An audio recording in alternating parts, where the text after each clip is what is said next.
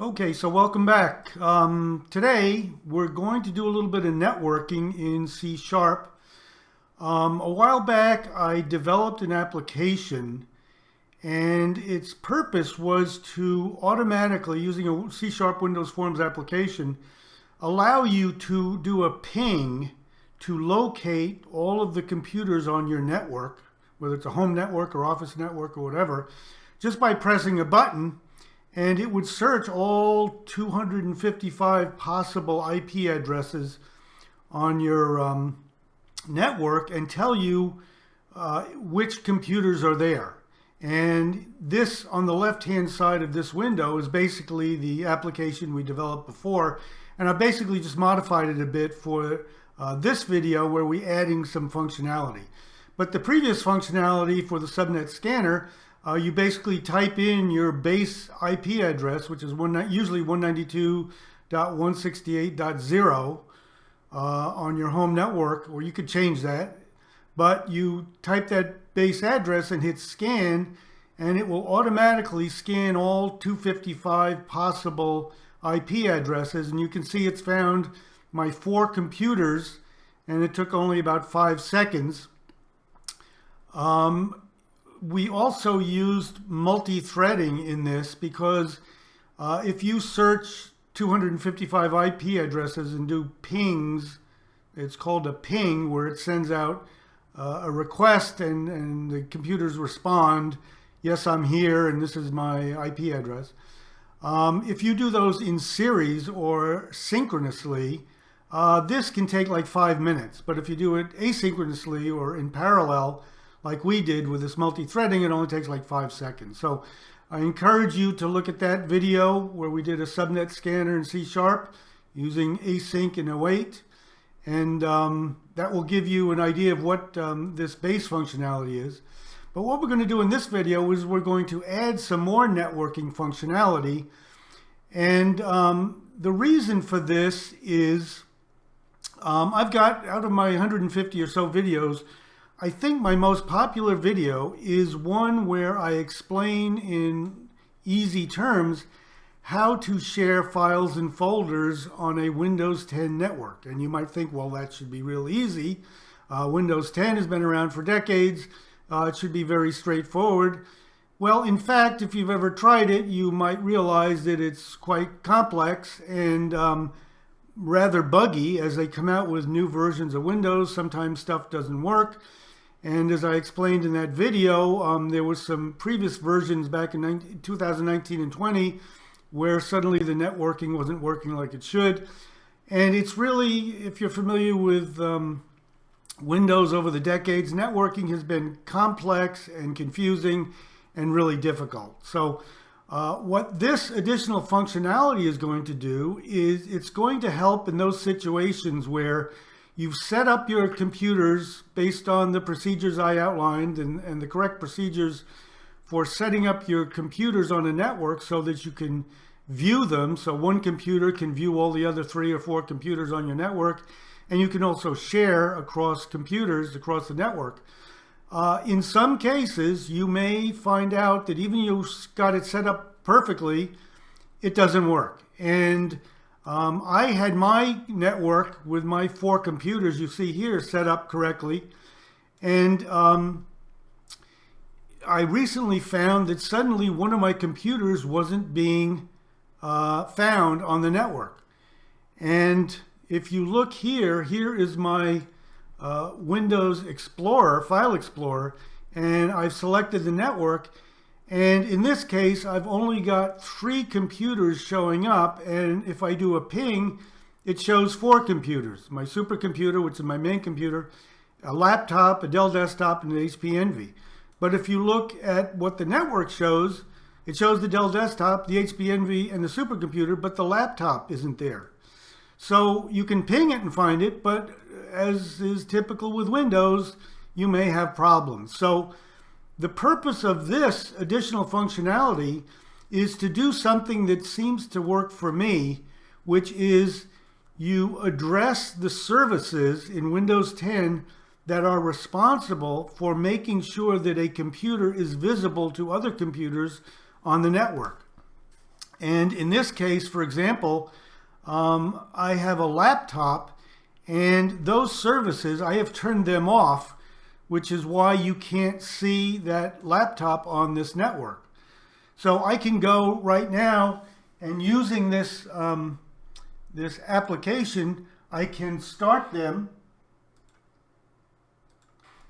And I just started them, and you can see this HP laptop suddenly shows up. So the purpose of this additional functionality is to be able to stop and then restart those services. And often that kicks Windows in the behind and says, hey, I'm here, make sure you show me. There's other ways to do that, but it often doesn't work, and that is to right click in this File Explorer and hit refresh, and it may refresh. Often I found out that doesn't work, that doesn't help. So, but what I have found is if you can stop and then restart these two services, it can very often help when you have problems with visibility. So what are services? Well, let's go down to the taskbar and right click and go to Task Manager. And if you go to the last tab in Task Manager, you see services. Okay, and there's a whole list of services that kind of run in the background, or can run in the background, that do various things. What we're concerned about is these two down here under F, and they're called FDP host, which is Function Discovery Provider Host. And as usual with Windows, they're named in ways that are completely non-intuitive. And then Function Discovery Resource Publication, okay? So these are the names of the services, and these are the descriptions.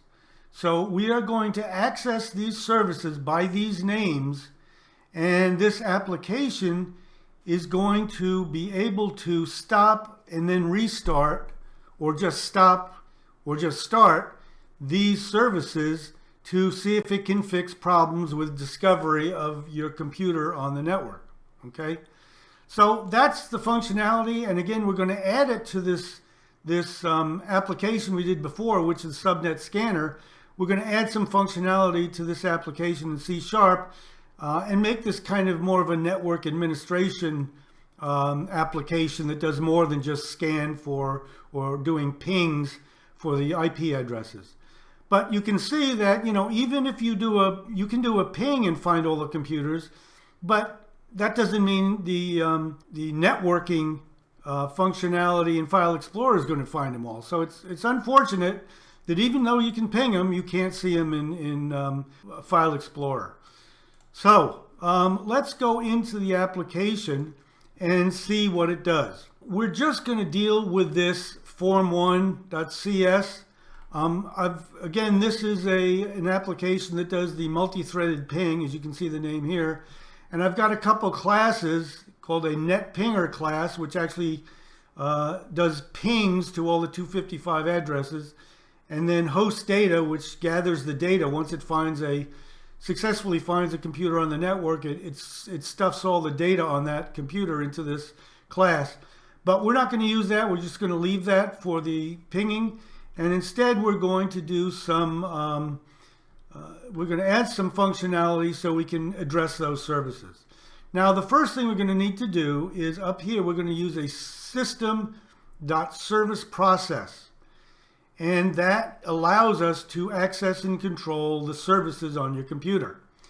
Now, you may also need to, in like we say here in Solution Explorer, add a reference to system.service process, or this using may not work. And basically, you just go to the project, right-click, add reference, and then choose system.service process and make sure that's connected. So now let's take a look at the functionality of this as far as these services. On the right, basically I've got some labels and I've got 4 buttons. So you can right away imagine we're going to have some event handlers for 4 buttons, and we're going to update these two labels to show the status of these services. And what I've chosen is to update these every half a second. So if we have this open and suddenly it stops, it will show us, it will update this label and show us that it has stopped. So you can imagine we're going to need some sort of system timer to give us a half-second pulse that will check the status of this service and print the status here. And then we're going to need 4 event handlers for the buttons. We're either going to start the service or stop the service. And that's going to be about it. All right. So when we're looking through the code, keep in mind that we're going to be updating service status and then starting and stopping. And that's about it. Okay. So let's first look at the documentation to see what we're going to be doing here to get an overall view. Again, we're doing the multi-threaded ping to find all the devices. That's the one that's already existing. And it also monitors and allows you to control the 2 primary Windows 10 services, which affects a computer's visibility on the network. And those are called Function Discovery Provider Host and Function Discovery Resource Publication. To see those services and their status, you can hit the Windows R key and type services.msc. Or in the Task Manager Services tab, like we showed, scroll down to FTP Host or FDRes Pub, and those are the services. Now, the reason for controlling the Function Discovery Services is sometimes the computer will be invisible on the network, even though it has been configured correctly. And as we said, by stopping then restarting, it may become visible.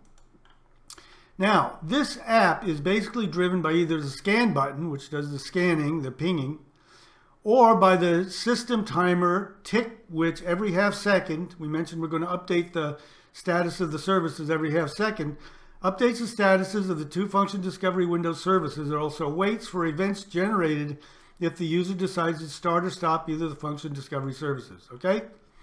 Now, importantly, we're going to need to make sure we run this app as administrator. So when we get the app finished, we're going to have to right-click on the shortcut that launches the application, select Properties, and Shortcut Advanced, and make sure Run as Administrator is checked. Otherwise, we won't be able to access the Function Discovery Services, and we'll just get an error. Okay, so keep that in mind. Also, we will need to add, as we mentioned before, a reference to System Service Process here in the project, add references. Now, for the Function Discovery, again, it's driven by a half-second system event timer, as well as events from the 4 start-stop button clicks, which allow the user to start and stop the FD services. The half-second timer tick merely checks the status of the 2 services and updates the UI to show stopped or running. Okay? Now, when we get into this, we're going to have to remember it's very important that this timer, event handler, needs to do a refresh for each service, or else the status may not update as expected. Unfortunately, you can check the status using this system.service process. You can ask for the status. However, in true Windows fashion, you may not get the right answer, so you have to do a refresh before you check the status. So we're going to get into that, but again, it's something important to keep in mind because you can do a check status and get the wrong answer. Very unfortunate. Also, it's very important to understand that the FD Resource Publication Service is dependent upon the FD Provider Host Service. Okay, so one of the services depended on the other. If you stop the FD Provider Host Service, it will also stop the FD Resource Publication Service. Okay. Now you can see this dependency by hitting Windows R, typing services.msc, right-click on the service and select Properties. And under the dependencies, you can see what process it is dependent on. So we're going to do that. Windows R, type services.msc, and hit OK. And go down to Function Discovery Resource Publication, right-click, Properties, and here's the tab for dependencies. And you can see that the service depends on the following components: Function Discovery Provider Host. Okay, so as this says in the documentation, if you stop the provider host, it will automatically stop the resource publication, okay? So that's why when you stop this provider host, it will stop both of them, okay? And of course I had to do a refresh to make sure this updated. And then I can start this, but that won't start the resource publication. So I need to start them both, and we're back in operation. So again, another Windows counterintuitive situation. So anyway, also the net pinger, this just explains the previous functionality. All right, so now what we're going to do is we're going to go into the initialize part of the code. And again, this is just for the pinging that we talked about in the other video. And here we're going to instantiate some controllers to allow the user to get status from and control the Windows services, the two services we're talking about. Okay, these two services. So we're going to say it's a service controller, and we're going to call it service host, and we're going to do the same for service resource publication and define a new service controller. And again, we need to use these special names that we saw in the task manager, FDP host with those capital letters, and then FD res pub with the correct capitalization, and that gives us a handle to those two services, okay? And then we're also going to define a maximum time allowed to receive a response from a service after initiating a start or stop command. We don't really have to do that, but I'm giving it 5 seconds of timeout. So I'm defining a time span of 5,000 milliseconds, and we can use that later.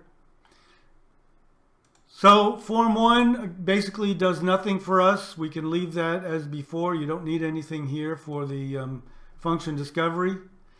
Now the methods, again, is just for the pinging, the initial pinging subnet scanner. It just prints results from the when it finds computers on the network, so we can ignore that. But here, the event handlers, as typical, the event handlers do all the work. Now these top 3 are associated with the net pinging subnet scanner, so we can ignore those. But these 4 event handlers are, as expected, what we're going to need to run this function discovery service functionality. And again, as we said, we've got a start button and a stop button, and a start button and a stop button for the two services. So there's 4 buttons. Like we explained here, we got 4 buttons. And then we've got a timer tick, which is set for every half second. And its job is to just update the status of the services, okay, every half second. So we'll take a look at that.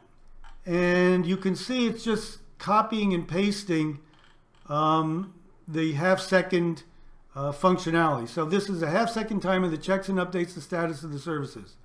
So if, for example, if the service is running, we don't want to enable the start button because you can't start it if it's already running, right? We want to make sure only the stop button is enabled, and the same for this.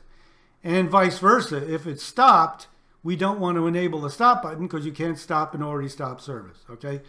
So we're doing an if-else for both of these.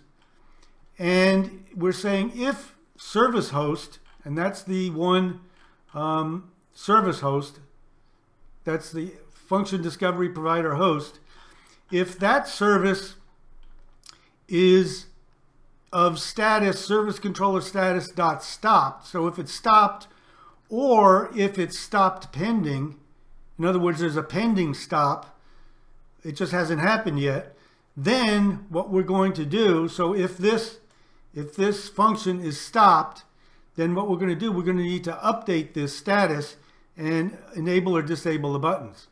So if it's stopped, we're going to say text is stopped, right? So we're going to put stopped here, and we're going to disable the stop button and make sure the start button is enabled. So if it's stopped, because we want to start, but we don't want to stop. Else, we're going to assume that it's running, and we can put running into this text box. and then do the opposite with enabling or disabling the buttons. Okay, so pretty straightforward. We're just updating and enabling or disabling buttons. And the same thing for this second one, identical for this resource publication. We just go through and do the same thing. And here is the very important refresh. Once we've done this, we need to refresh the status so that next time it will update these things correctly. All right. So again, that's pretty straightforward. All it does is check status and updates and enables or disables the buttons. Now, these 4 event handlers for the buttons are again going to do pretty much the same thing. So here's the start button for this FTP host. Here's this start button that's disabled. So if the status of that service host is stopped, service controller status dot stopped, then we want to start it. If we get the start button and the status is stopped, we want to start it. And then what we're going to do is we're going to wait for that to happen, and we're going to use that timeout. Okay, we're going to set this time span of 5 seconds. Okay, so we're going to wait for 5 seconds to see if it's running. Okay, and we're going to do basically the same thing for the next one. For the stop button, if service status is running, then we're going to stop it and wait for the status for that 5-second timeout. And here I've just commented out stuff you don't need. And same thing with the function discovery resource publication start. If it's stopped, we want to start it and then wait for status. Okay? And then if it's running and we press the stop button, we want to stop it and wait for status. Okay, so that's about it for this application. Now just keep in mind when you are developing this in Visual Studio, debugging and everything, you're going to have to run Visual Studio as an administrator. Okay, so right click on the link to Visual Studio and select Run as Administrator. And then when you do the release version of this and you've got your exe, you're also going to have to run that as administrator. So keep that in mind. Otherwise, hope this helps. Take care and have a really good day. Thanks.